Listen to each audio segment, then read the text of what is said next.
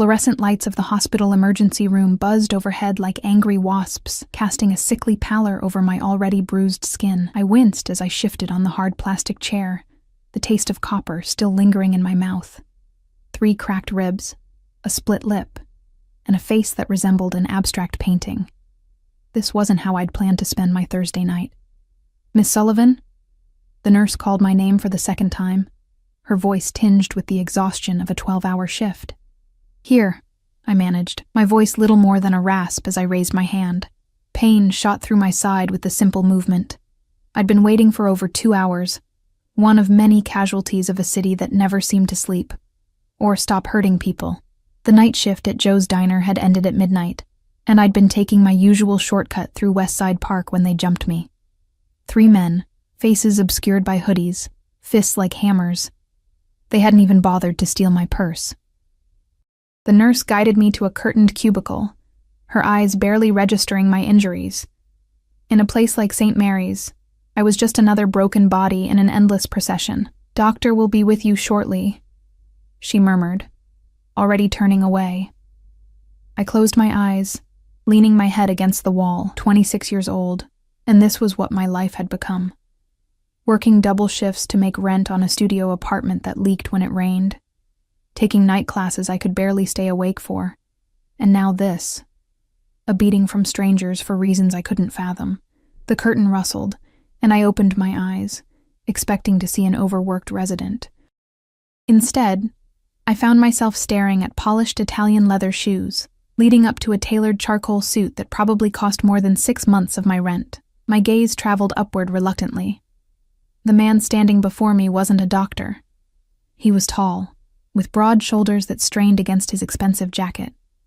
His face was all hard angles, sharp cheekbones, a strong jaw dusted with stubble, and eyes so dark they seemed to absorb the harsh hospital lighting. His black hair was neatly combed back, revealing a thin scar that ran along his right temple. He wasn't alone.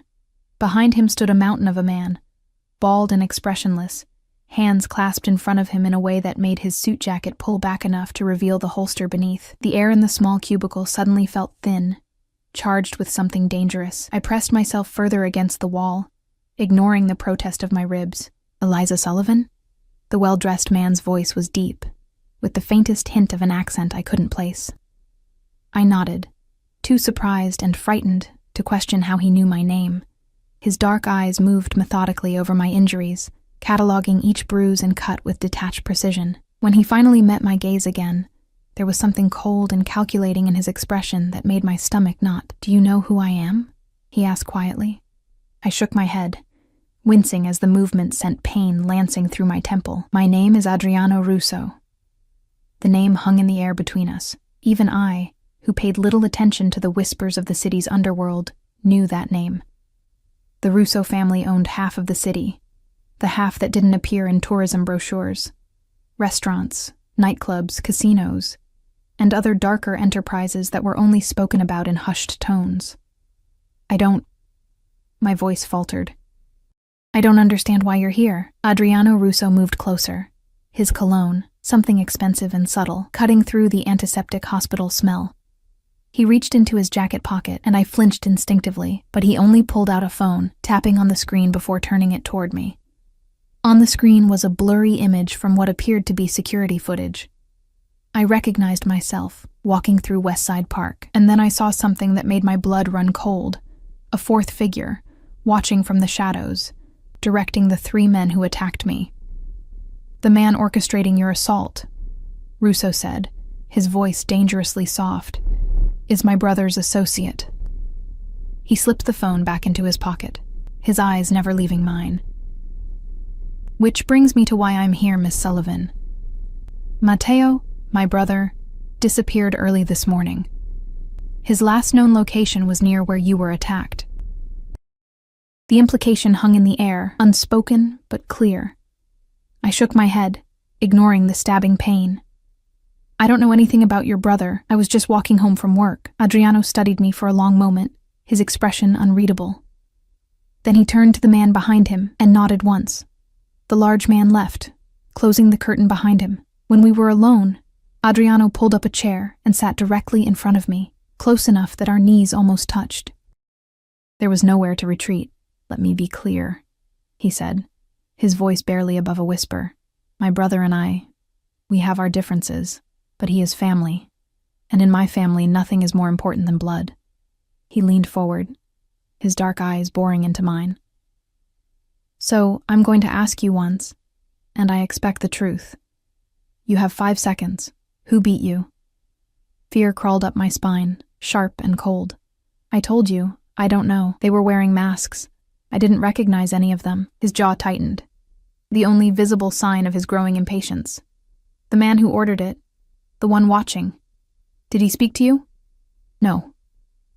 I swallowed hard, my mouth suddenly dry. "They just attacked me.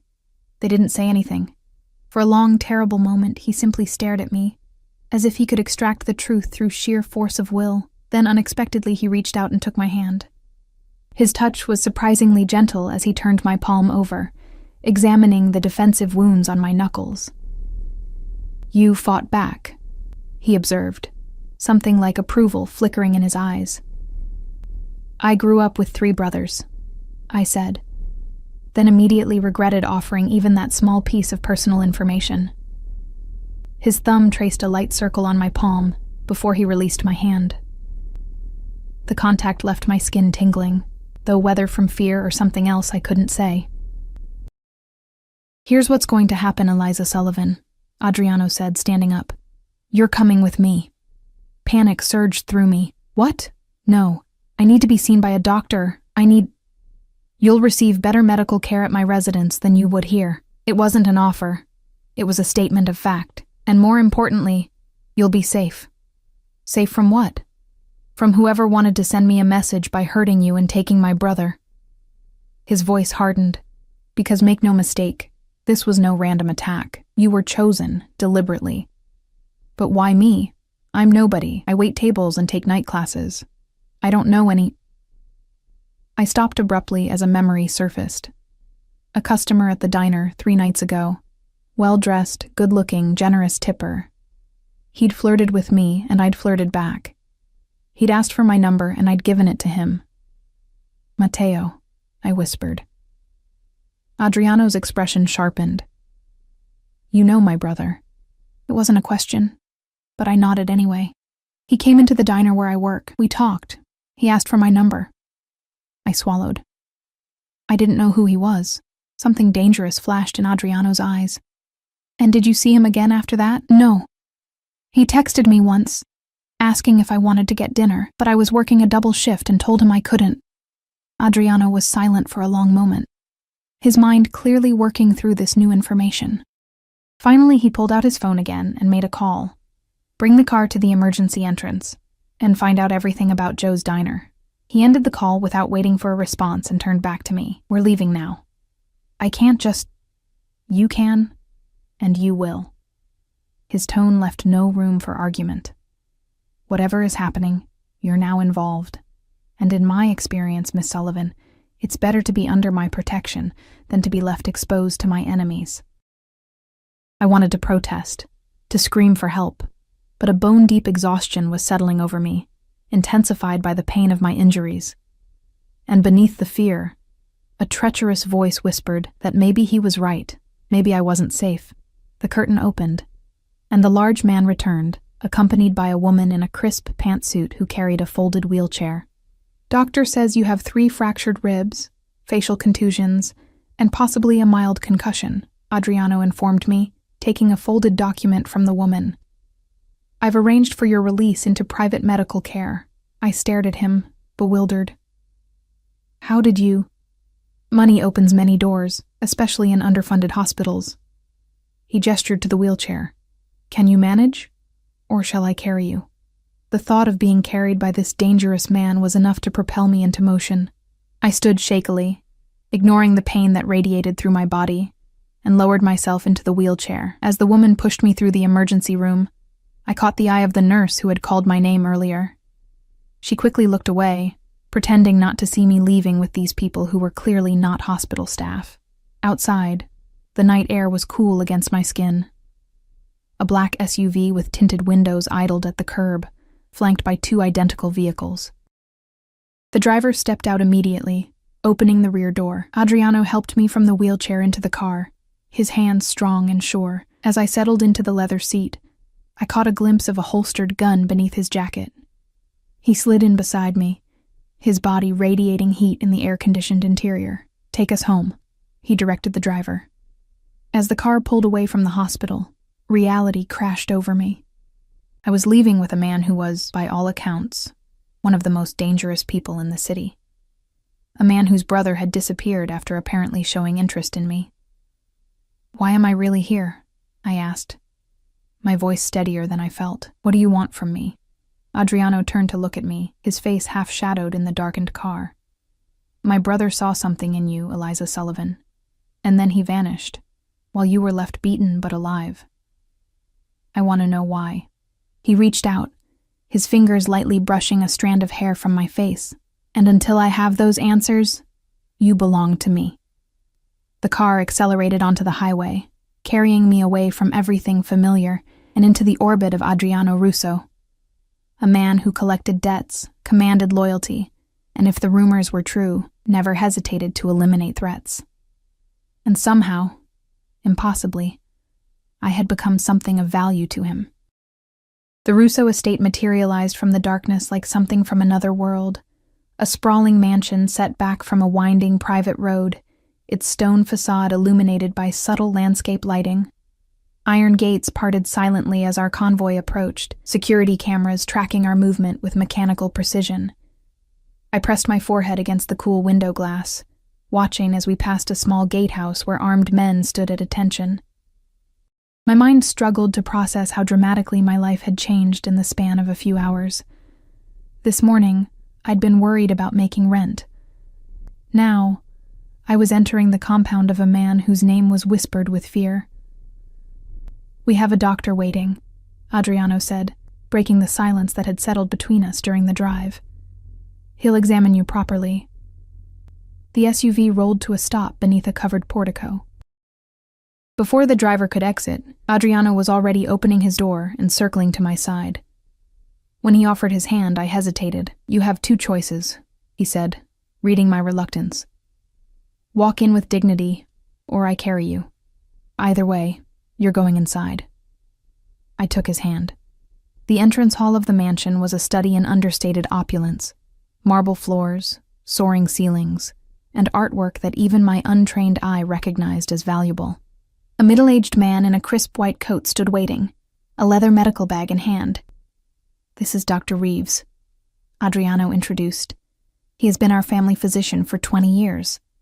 The doctor's kind eyes betrayed nothing of what he thought about being summoned to treat a battered woman in the middle of the night. "Let's get you comfortable, Miss Sullivan," he said, gesturing toward a hallway. "I'd like to examine those ribs properly." I glanced at Adriano, who nodded once. "I have calls to make. Anton will show you to a guest suite afterward." He indicated the large man who had been at the hospital, now standing unobtrusively in the corner. "Rest. We'll talk in the morning." The examination took place in what appeared to be a fully equipped medical room. Dr. Reeves was thorough but gentle, confirming the 3 cracked ribs, treating my cuts, and checking for signs of concussion. "You're lucky," he said, as he wrapped my ribs with practiced efficiency. "No internal bleeding, and the facial lacerations won't scar if you follow the treatment regimen." He handed me 2 pills and a glass of water. For the pain. I accepted them gratefully, beyond the point of suspicion. "How long have you worked for the Russos?" I asked as he packed away his equipment. Dr. Reeves paused, considering his words. "I delivered both Adriano and Matteo," he said finally. "I've watched them grow into the men they are today." Something in his tone suggested that statement was more complex than it seemed. After the doctor left, Anton led me through the house to a suite that was larger than my entire apartment. The bedroom featured a king-sized 4-poster bed, a sitting area with plush armchairs, and floor-to-ceiling windows that would presumably offer a view of the grounds in daylight. "The bathroom is through there," Anton said, his first words to me since we'd met. His voice was unexpectedly soft for such a large man. "Clean clothes are in the dresser. Mr. Russo had them brought in while you were with the doctor." The question of how Adriano knew my size sent a chill through me, but I was too exhausted to dwell on it. "Thank you," I said, already moving toward the bathroom. Miss Sullivan. Anton paused at the door. The suite is not locked, but there are security personnel throughout the grounds. For your protection. The message was clear. Don't try to leave. The bathroom was a marvel of marble and glass, with a shower large enough for 4 people and a soaking tub that looked deep enough to swim in. I caught sight of my reflection in the massive mirror and barely recognized myself. My normally vibrant auburn hair hung in limp strands, and a dark bruise bloomed across my left cheekbone.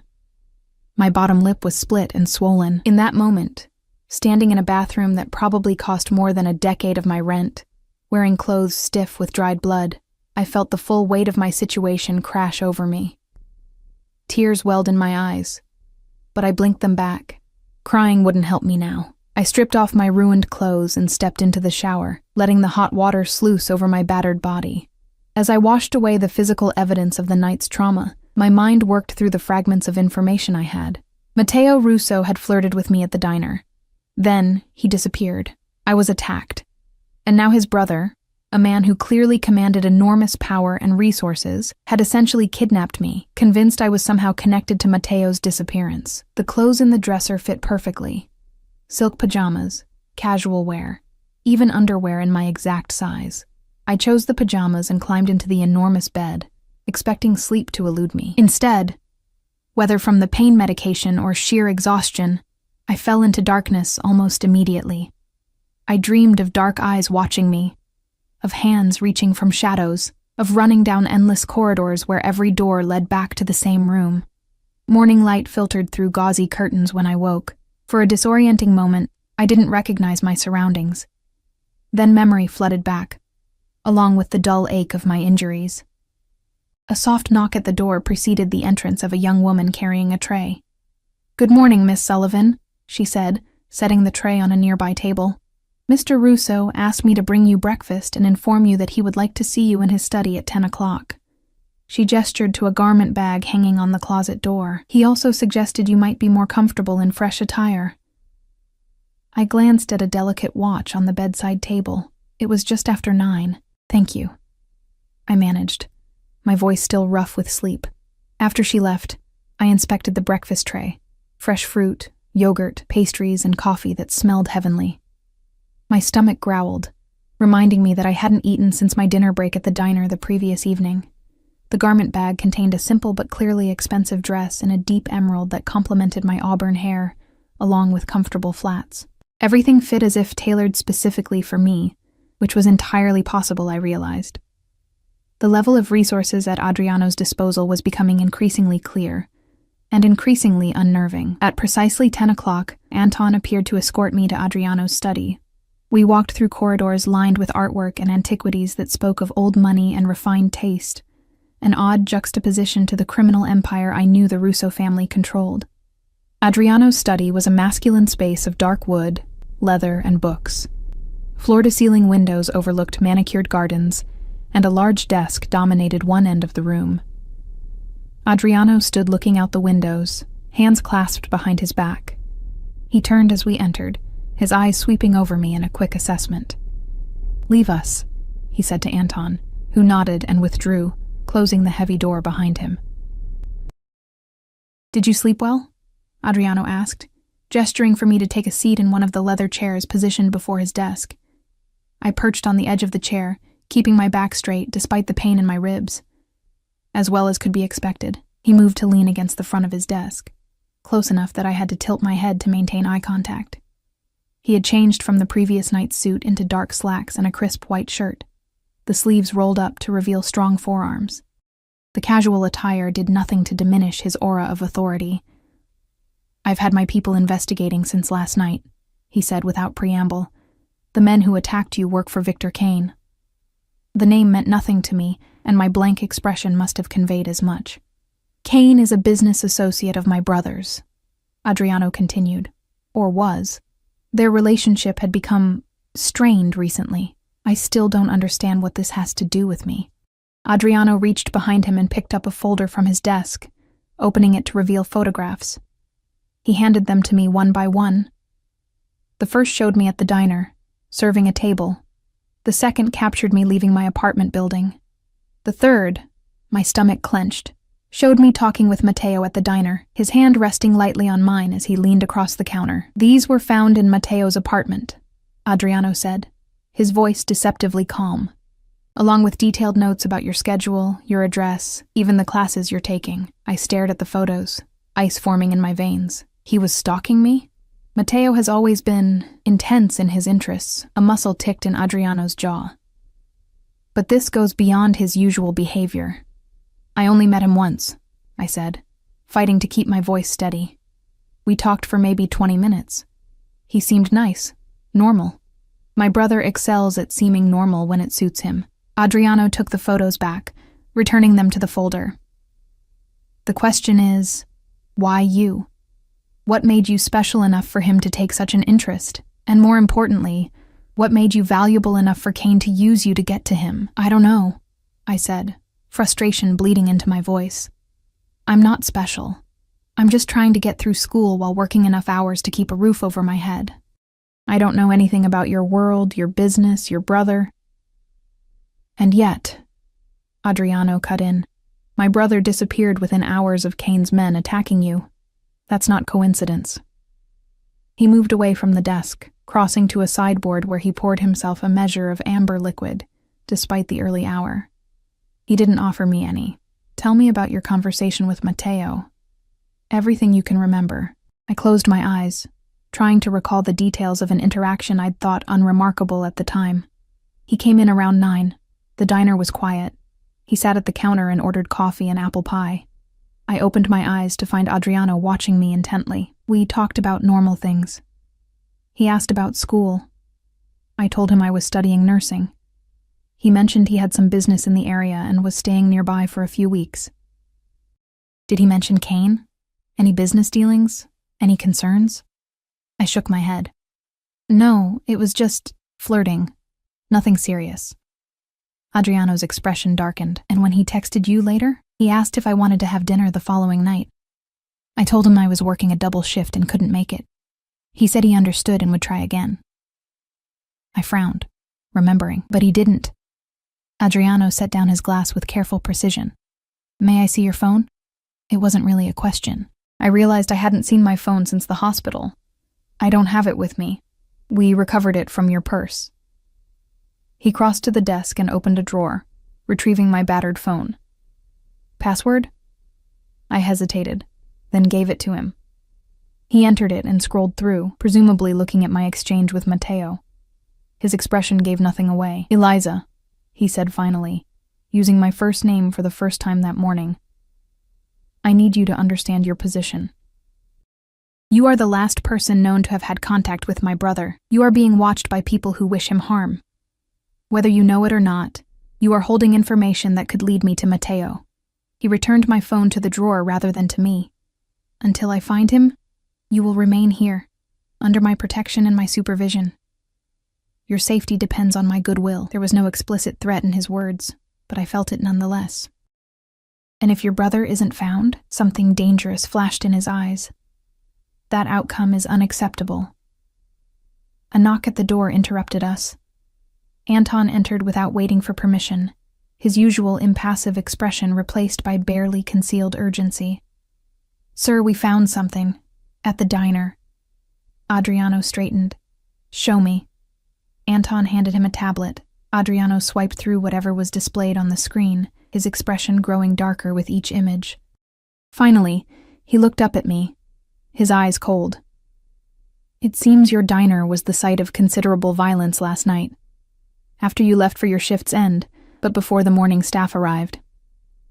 My heart pounded. What kind of violence? Adriano turned the tablet toward me. The screen showed the interior of Joe's diner, now a scene of destruction. Overturned tables, broken glass, and smears of what could only be blood on the checkered tile floor.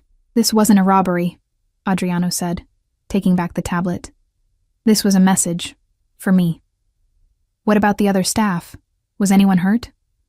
I thought of Linda, the night manager who always stayed to close up after I left. The night manager was found unconscious in the storage room. She's in the hospital but expected to recover. Anton's voice was clinical, detached. No one else was on the premises. Relief washed through me. followed quickly by renewed fear. If Adriano was right, and this was connected to me somehow, then the violence was spreading to touch the lives of innocent people I knew. "I need to call my supervisor," I said. "I need to let them know I won't be in for my shift tonight." Adriano shook his head. "That's been handled. As far as your employer knows, you were attacked on your way home and are recuperating with family." The casual way he'd inserted himself into my life, rearranging it to suit his needs, sent a surge of anger through me. "You can't just—" "I can, and I have." He handed the tablet back to Anton. "Prepare the car. We're going to pay Victor Kane a visit." Anton nodded and left. Adriano turned back to me. "You'll be coming with us." "Why?" I demanded, rising to my feet despite the protest of my ribs. "Why drag me deeper into this mess?" Adriano moved toward me, closing the distance until he stood directly before me. Up close, I could see the faint shadow of stubble along his jaw, a small scar near his right eyebrow that I hadn't noticed before. "Because you, Eliza Sullivan, are the key to understanding what happened to my brother." His voice was soft, but unyielding. "And if Victor Kane is involved, seeing you might provoke a reaction that tells me what I need to know." You're using me as bait," I whispered. His hand came up to lightly trace the bruise on my cheek, his touch surprisingly gentle. "I'm using every tool at my disposal to find my brother, and right now, that includes you. I should have been terrified. I should have been plotting my escape. Instead, I found myself captivated by the intensity of his gaze, the absolute certainty with which he moved through the world. There was something magnetic about Adriano Russo, something that pulled at me despite every rational thought screaming for caution. "Get ready," he said, dropping his hand. "We leave in 20 minutes. As I walked back to my room, escorted by a silent security guard, I tried to make sense of my conflicted feelings. I was a prisoner here, however gilded the cage, and yet, the alternative, being alone and unprotected while somehow entangled in a dangerous game I didn't understand, seemed worse. For now, at least, my best chance of survival lay with the man who had claimed ownership of me, the man whose dark eyes seemed to see through every defense I possessed, the man who might be my captor, my protector, or something far more dangerous. The car journey to Victor Kane's territory took us deep into the industrial district, where abandoned warehouses stood as rusted monuments to the city's manufacturing past. I sat beside Adriano in the back of the SUV, trying to ignore how his cologne, sandalwood and something darker, filled the confined space. Anton drove, with another security detail following in a second vehicle. "Victor Kane controls most of the shipping that comes through this district," Adriano explained, breaking the tense silence. "He and Matteo had been working on expanding our joint interests in the Port Authority." "And that arrangement went wrong somehow?" I asked, watching the deteriorating landscape roll by. Adriano's eyes narrowed slightly. "My brother became convinced that Victor was skimming from our shipments, substantial amounts. So this is about money," I said, not entirely surprised. "In our world, Miss Sullivan, it's rarely just about money." His voice held a note of something almost like bitterness. "Money is simply the most convenient way to keep score. What matters is respect, loyalty, power." The SUV turned into a narrow street flanked by high concrete walls topped with razor wire. Ahead stood a nondescript building with reinforced steel doors and small, opaque windows, the kind of place designed to keep people out, or in. 2 armed guards stepped forward as we approached, but recognition dawned on their faces when they saw who occupied the vehicle. They spoke into their radios, and the heavy doors began to slide open. "Remember," Adriano said as we pulled into a small courtyard, "stay close to me. Say nothing unless I indicate you should speak, and observe everything." The interior of the building belied its grim exterior. The entryway opened into a lavishly decorated office space, with Italian marble floors and contemporary art adorning the walls. Men in expensive suits moved with purpose, most wearing the subtle bulge of shoulder holsters beneath their jackets. We were escorted to an elevator by a woman whose fitted blazer didn't quite conceal the gun at her hip. "Mr. Kane is expecting you," she said, swiping a key card to access the penthouse level. Victor Kane was not what I had expected. Where Adriano was all controlled power and intimidating presence, Kane was slight, with silver-threaded dark hair, and the kind of smile that seemed genuinely warm until you noticed it never reached his eyes. He stood as we entered his office, extending his hand to Adriano. "This is an unexpected pleasure," he said, his voice cultured and smooth. "To what do I owe the honor?" Adriano didn't take the offered hand. "You know why I'm here, Victor." Kane's smile remained fixed as he withdrew his hand. His gaze shifted to me, and I felt a chill at the calculating assessment in his eyes. "And who is your lovely companion?" "This is Eliza Sullivan," Adriano said, his tone deceptively casual. "She had an unfortunate encounter with some of your men last night, in West Side Park." Something flickered behind Kane's eyes, surprise perhaps or concern, but it vanished so quickly I might have imagined it. "I'm afraid I don't know what you're talking about." "Don't insult me." Adriano's voice remained level, but I could feel the tension radiating from him. 3 of your enforcers attacked her, after which my brother disappeared. After which her workplace was vandalized and her manager assaulted. He stepped closer to Kane. "These are not coincidences." Kane moved to a bar cart, pouring himself a measure of scotch with steady hands. "Drink?" "No." "Miss Sullivan?"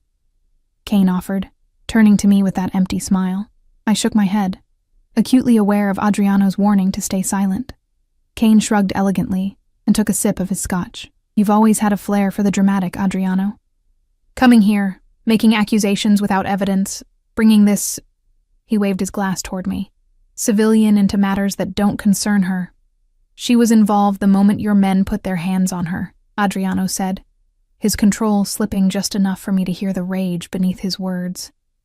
"If some unfortunate soul was attacked in a park known for its criminal activity, that's hardly my concern." Kane set down his glass and pressed a button on his desk. "Now I'm afraid I have pressing business to attend to." Adriano didn't move. "Where is Matteo?" "I haven't seen your brother in days." Kane's smile thinned. "Perhaps he finally decided to break free of your controlling influence." The door opened, and 2 armed guards entered. I tensed, but Adriano seemed unfazed by their presence. "This isn't over, Victor." He turned to leave, his hand coming to rest on the small of my back to guide me out. The heat of his touch seeped through the fabric of my dress. "It was a pleasure to meet you, Miss Sullivan," Kane called after us. "I do hope your injuries heal quickly." There was something in his tone that made my skin crawl, a hidden meaning I couldn't decipher. Adriano's hand pressed more firmly against my back as we entered the elevator, as if he'd sensed my discomfort. Neither of us spoke until we were back in the SUV, pulling away from the compound. Even then, Adriano was silent, his expression dark with thought. "He was lying," I said finally, unable to bear the silence any longer. Adriano's gaze snapped to me. "About what?" "Everything, but especially about not knowing me." I wrapped my arms around myself, suddenly cold despite the warm day. The way he looked at me, he knew exactly who I was. A look of approval crossed Adriano's face. "Good, you noticed." He turned to Anton. "Take us to the port." "What's at the port?" I asked. "Matteo's last scheduled meeting before he disappeared." Adriano's phone buzzed, and he glanced at the screen, his expression hardening. "Change of plans. Take us back to the house." The shift in his demeanor sent a wave of apprehension through me. "What's happened?" "Someone accessed Matteo's private accounts 30 minutes ago." His voice was tight with controlled emotion. "The location traces back to an abandoned factory on the north side. I need to assemble a team." My heart pounded as the implications sank in. "You think he's being held there, or someone wants me to think that?" Adriano's gaze was calculating, distant. "Either way, I need to be prepared." Back at the mansion, Adriano disappeared into his study with Anton and several other men I hadn't seen before. I was escorted to my room by a silent security guard, effectively sidelined from the rapidly developing situation. I paced the confines of my luxurious prison, mind racing. If Matteo was being held captive, was it because of me somehow? The coincidence of his disappearance so soon after meeting me seemed impossible to ignore. But what possible value could I have to anyone in this world of power, money, and violence? A soft knock interrupted my thoughts. A young woman, the same one who had brought breakfast, entered with a tray. "Mr. Russo thought you might be hungry," she said, setting down what appeared to be a late lunch. "Thank you," I said absently, still distracted by my swirling thoughts. "What's your name?" She looked startled by the question. "Sophia, miss." "Sophia, how long have you worked for the Russo family?" She hesitated, clearly uncertain whether she should be engaging in conversation. "5 years, miss." "And Matteo Russo, what's he like?" I asked, trying to sound casual. Sophia's eyes widened slightly. "It's not my place to discuss the family, miss." "Please," I said, lowering my voice. "I'm caught in the middle of something I don't understand. Anything you could tell me might help." She glanced nervously at the door. "Mr. Matteo is different from his brother. Mr. Adriano is strict, but fair. Mr. Matteo is more," she searched for the word, "unpredictable." A chill ran down my spine. "Unpredictable how?" Sophia shook her head. "I've said too much already." She moved toward the door. "Enjoy your lunch, miss." After she left, I picked at the food without really tasting it. Sophia's reluctance to discuss Matteo only deepened my unease. What had I stumbled into? And more importantly, how could I find my way out? Hours passed with no word from Adriano. The sun began to set, casting long shadows across the grounds visible from my window. I was considering trying to find someone who could tell me what was happening when the door opened. Adriano stood in the doorway, his expression grim. His suit was impeccable as always, but there was a tiredness around his eyes that hadn't been there earlier. "We found the factory empty," he said without preamble. "It was a diversion." "I'm sorry," I said, not knowing what else to offer. He moved into the room, closing the door behind him. "While we were chasing ghosts, someone tried to access the estate's security system." His dark eyes fixed on me. "They were specifically targeting the cameras monitoring your room." My blood ran cold. "Someone's watching me? It would appear so."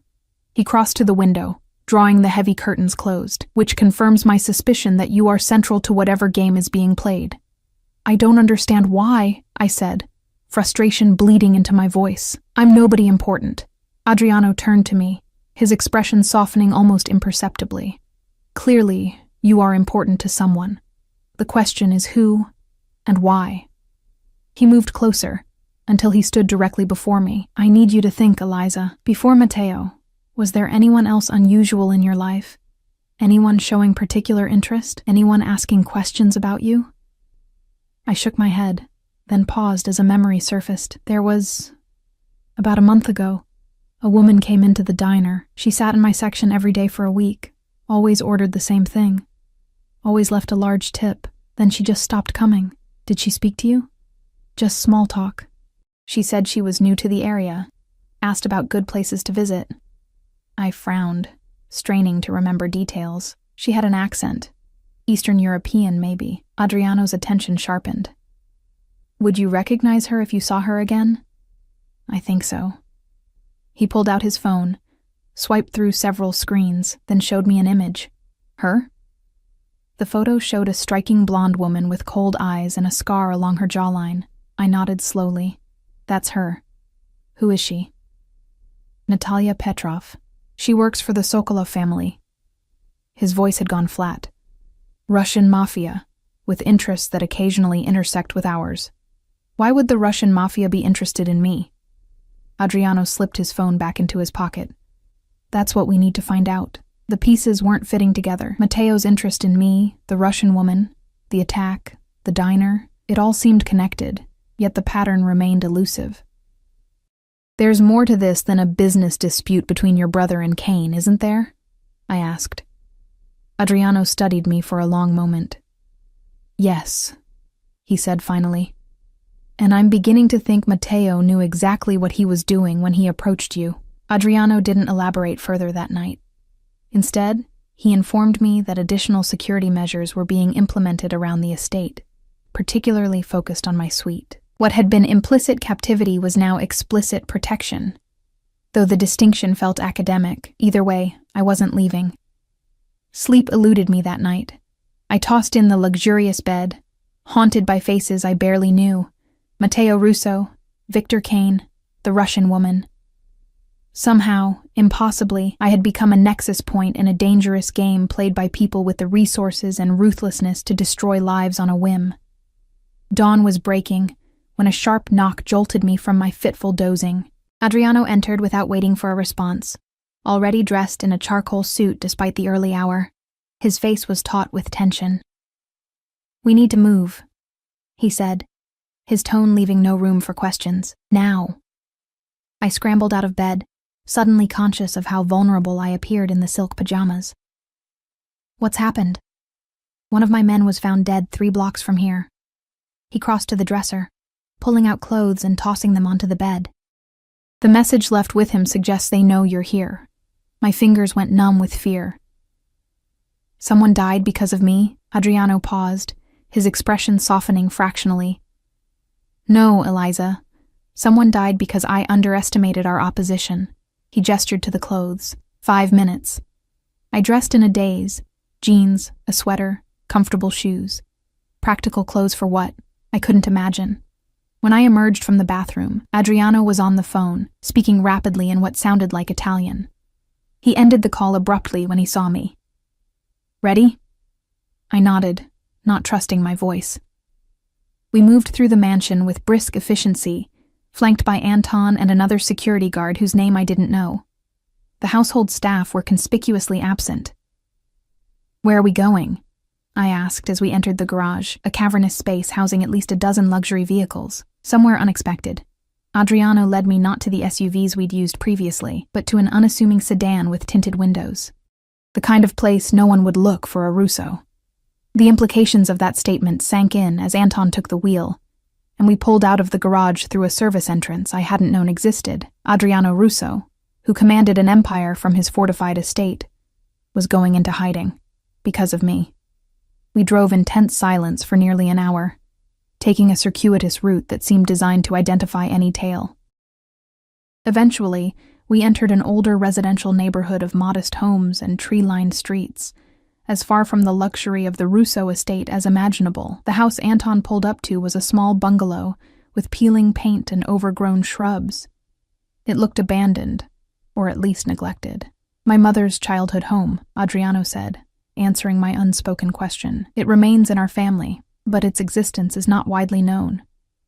The interior of the house belied its shabby exterior. Though small and simply furnished, it was clean and well-maintained, with modern appliances in the kitchen and fresh linens on the beds. "We'll be safe here for now," Adriano said, as Anton checked each room methodically. "The house isn't connected to any Russo holdings. The deed is held in a shell corporation that would take considerable resources to trace back to us." I sank onto a worn sofa, the reality of our situation crashing over me. People are dying, and we're in hiding. All because of me, and I still don't understand why. Adriano remained standing, his posture rigid with restrained tension. I received information overnight that may explain part of the puzzle. His dark eyes fixed on me with unsettling intensity. "What do you know about your parents?" The question was so unexpected that for a moment I could only stare at him. My parents? They died in a car accident when I was 12. I was raised by my aunt, and before that? "What do you know about them?" I shook my head, confused by this line of questioning. "Normal people. My mom was a teacher. My dad worked in finance, some kind of analyst. We lived in the suburbs. It was ordinary." "What was your father's name?" "Michael Sullivan." I was growing increasingly uneasy. "What does this have to do with anything?" Adriano pulled out his phone and showed me a photograph, an old newspaper clipping. The headline read, "Financial analyst missing, foul play suspected." I took the phone, my hands shaking slightly as I read the brief article about Michael Sullivan, 34, who had failed to return home from work. The article mentioned he had recently been promoted at Preston Financial Group and was working on a sensitive internal audit. "This is from 20 years ago, I said, looking up at Adriano. "My father died 14 years ago, with my mother." "Did you ever see their bodies?" Adriano asked, his voice gentle but insistent. The question hit me like a physical blow. "No," I whispered. "The accident. They were both. It was a closed casket funeral." A cold feeling spread through my chest. "What are you saying?" Preston Financial Group was a shell company used by several organizations, including the Sokolov family, to launder money, Adriano said, taking back the phone. "Your father disappeared while conducting an audit that would have exposed their operation." The room seemed to tilt around me. "No, that's not possible." My parents died in a car accident when I was 12. Your mother died in that accident, Adriano said quietly, along with a man who was identified as Michael Sullivan based on the ID found on his body. But facial recognition software comparing that man's autopsy photos with earlier images of your father shows a discrepancy. The man who died with your mother was not Michael Sullivan. I stood up, needing to move, to escape the implications of his words. This is insane. You're saying my father faked his death? That he abandoned us? I'm saying your father may have been forced to disappear, and that 14 years later, his daughter was approached by Matteo Russo, who then disappeared himself. Shortly after which, the Sokolov family took an interest in you. The connections were forming in my mind, each one more terrible than the last. They think I know something, I whispered. They think I know where he is, Adriano nodded. And they think Matteo discovered his location through you. But I don't know anything about my father beyond what I told you. I was shouting now, panic rising in my throat. If he's alive, if he's been alive all this time, I have no idea where he is. I believe you, Adriano said, catching my wrists as I gestured wildly. But they don't. His touch was firm but not painful, grounding me as my world spun out of control. What do they want from me? I asked, my voice breaking. Information you don't have. His thumbs traced small circles on the insides of my wrists, an oddly intimate gesture. Or perhaps they want to use you as bait, as I initially suspected. If your father is alive, and if he learns his daughter is in danger, he might reveal himself, I finished, the scenario playing out with horrifying clarity. But why now? After 14 years? Adriano released my wrists and stepped back, his expression thoughtful. That's the question. What changed? Why would Matteo suddenly take an interest in you? And why would the Sokolov family move now? The answer came to me with startling clarity. My inheritance. I turned 26 last month. According to my parents' will, that's when I gain access to their estate. Insurance money, investments, property. The attorney handling it contacted me a few weeks ago to begin the paperwork. Adriano's eyes sharpened with interest. What attorney? James Preston. He was a friend of my father's, apparently. He's been managing the trust since they died. Preston? Adriano repeated. Like Preston Financial Group? A chill ran through me. I never made that connection. Adriano was already on his phone, speaking rapidly to someone on the other end. I sank back onto the sofa, my mind reeling with implications. If Preston was connected to the people my father had allegedly been investigating, we need to move again, Adriano said after ending the call. Preston's law firm has connections to the Sokolov family. If he's been handling your inheritance, he knows exactly where to find you. That's how they found me at the diner, I realized. That's how they knew where I lived, where I worked. Adriano nodded grimly, and if Preston is involved, it's possible Matteo was working with him, or against him. Either way, the connection points back to you and your father. Where will we go? I asked, feeling suddenly exhausted despite the surge of adrenaline. Somewhere even more unexpected. Adriano's hand came to rest on my shoulder, his touch surprisingly warm through the fabric of my sweater. I won't let them use you, Eliza. I promise you that. The conviction in his voice stirred something in me. Not just gratitude, but a deeper, more complicated emotion I wasn't ready to examine. In the span of 2 days, this dangerous man had become my protector, my confidant, and perhaps the only person standing between me and those who meant me harm. Why are you doing this? I asked, looking up at him. You could have handed me over to them, negotiated for your brother's release. A shadow passed over his face. Is that what you think of me? I barely know you, I said honestly. But everything I've heard about Adriano Russo suggests you're not a man who hesitates to do whatever is necessary to protect your interests. He was silent for a long moment, his dark eyes studying me with an intensity that made my heart race. My brother chose you, he said finally. That made you my responsibility. The rest. He paused, something complicated flickering in his expression. The rest is still unfolding. Before I could respond, Anton appeared in the doorway. Car's ready, boss. We need to move. Adriano nodded, his expression shuddering back into the controlled mask I was becoming familiar with. "Stay close to me," he said, extending his hand to help me up. "Whatever happens next, stay close." I took his hand, feeling calluses I wouldn't have expected on a man who commanded an empire from behind a desk. As his fingers closed around mine, I knew with absolute certainty that my life would never be the same again. Our next safe house was a weathered cabin on the shore of a small lake, 2 hours from the city. As the car wound through densely wooded roads, I watched the setting sun fracture through pine branches, casting long shadows across the landscape. We had switched vehicles twice since leaving the bungalow, a precaution that spoke volumes about the danger pursuing us. The cabin itself was rustic, but solid, with a generator for electricity and a well for water. It looked like the kind of place where people came to fish in the summer and hunt in the fall, isolated, unassuming, perfect for disappearing. "We should be safe here for the night," Adriano said, as Anton carried in supplies from the car.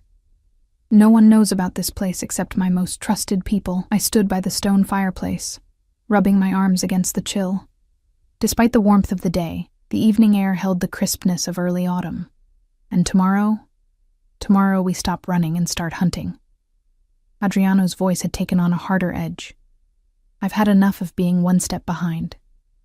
He disappeared into the cabin's small kitchen, returning moments later with 2 glasses of whiskey. He handed one to me. "Drink. It will help with the cold." I accepted the glass, the amber liquid burning a warm path down my throat. "Do you have a plan?"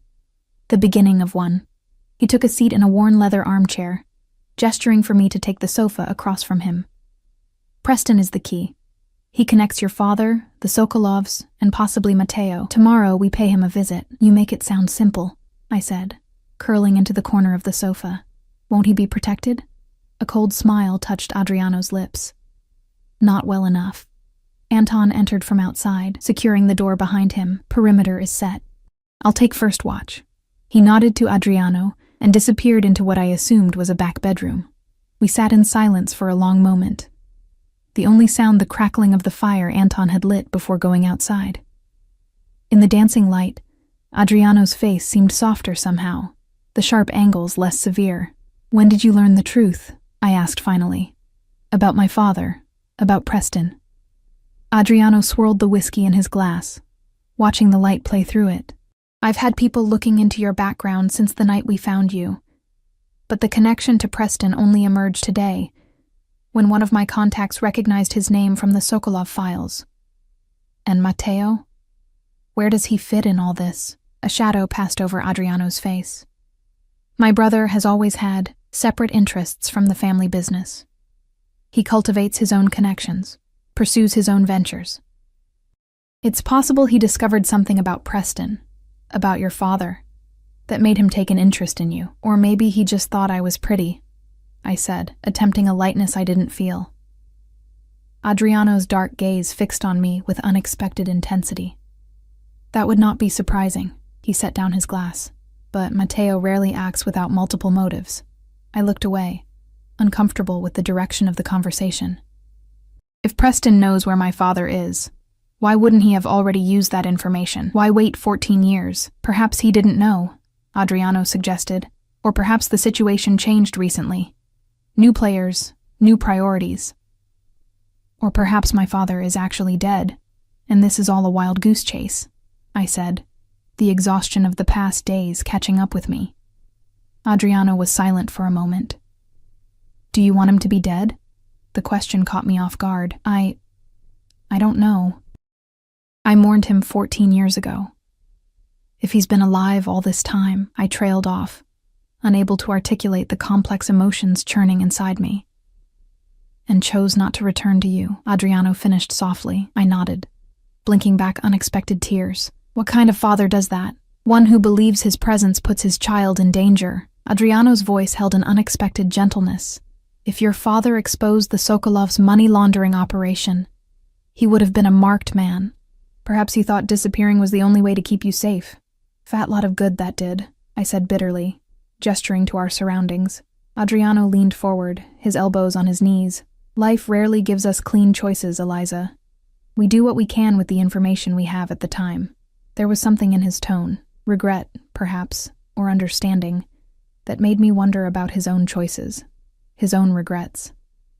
Before I could pursue that thought, a sharp crack split the night air. Adriano was on his feet in an instant, gun in hand. I hadn't even seen him reach for it.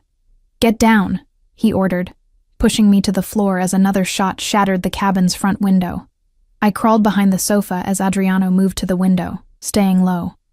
Anton burst from the back room, rifle in hand. 2 SUVs, he reported tersely.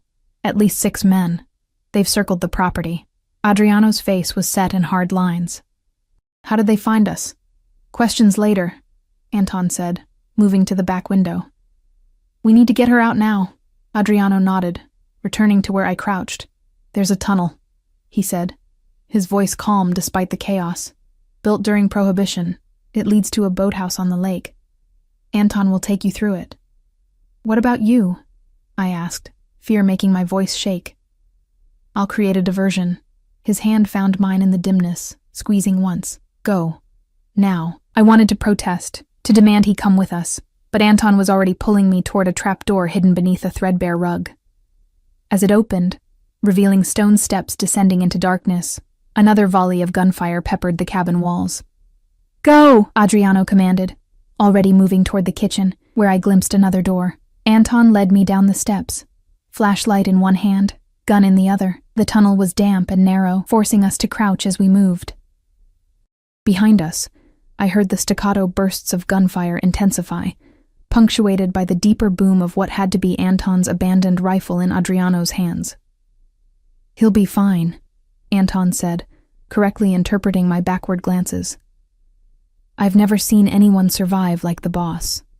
We emerged into a small boathouse after what felt like an eternity. A motorboat bobbed gently at a weathered dock. Anton helped me in, then turned to secure the tunnel entrance behind us. That was when the side door of the boathouse burst open, revealing a tall, blonde woman holding a pistol, Natalia Petrov, the Russian who had watched me at the diner. "Stay where you are," she commanded in heavily accented English. Anton raised his weapon, but before he could fire, a shot rang out. He staggered, his gun slipping from suddenly nerveless fingers as he collapsed to his knees, a red stain blooming on his chest. "No!" I screamed, lunging toward him. "Don't move," Natalia said, her gun now trained on me. "Or you join him." Anton's eyes found mine, a silent apology in them as he slumped to the dock. I froze, terror and grief warring within me. "Now," Natalia said, "you will come with me. Mr. Preston is most eager to speak with you." "Preston?" I repeated, stalling as I frantically searched for some way out of this nightmare. "Why does he want me?" "The location," she said impatiently. "Where is it?" "I don't know what you're talking about," I said truthfully, her eyes narrowed. "The account. Your father's account. Preston knows you've accessed it." "I haven't accessed anything," I insisted. "I don't even know what account you mean." A flicker of uncertainty crossed her face. "The inheritance. The attorney said..." A deafening crack split the air as the boathouse door exploded inward. Natalia whirled, firing blindly toward the entrance. In the chaos, I lunged for Anton's fallen gun, my fingers closing around the cold metal just as Adriano burst through the doorway. 2 shots rang out simultaneously, Natalia's bullet splintering the wood near Adriano's head, and Adriano's finding its mark in her shoulder.